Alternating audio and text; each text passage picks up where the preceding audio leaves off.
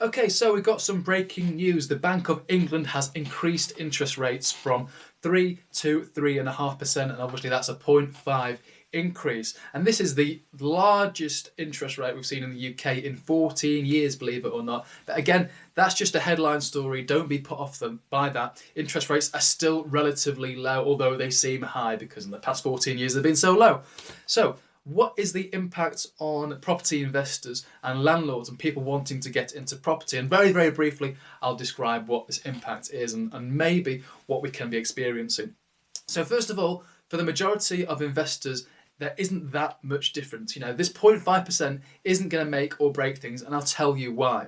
Well, first of all, for those investors that already have properties on fixed term mortgages, well, they're on a fixed term mortgage, so their payments, their monthly mortgage payments aren't going to change. And for those investors that are looking to refinance and remortgage onto another fixed term product, well, guess what? Lenders and banks have already anticipated this increase in the base rate. So what this actually means is, although the base rate increased today by 0.5%, lenders aren't going to all of a sudden pass on that 0.5% today. They've already anticipated this. They've already baked this into their products and to their offerings. Lenders look ahead. They look 2 to 10 years into the future and price their products based on what they think base rates are going to be like over that medium to long time span.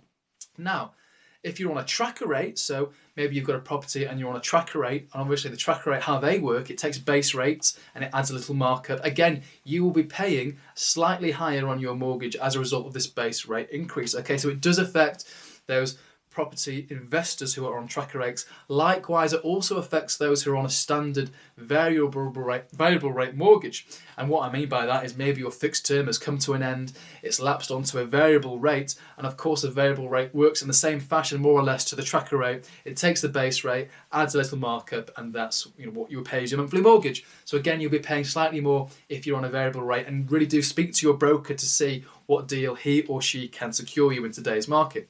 Now, there is some positive news in all of this. If you look at the US, there's been some really good news in the past week. Inflation is actually, or the growth of inflation rather, is starting to slow down and actually wasn't as high as they forecast and as what they were predicting, which is great because what happens in the US sometimes follows through into the UK.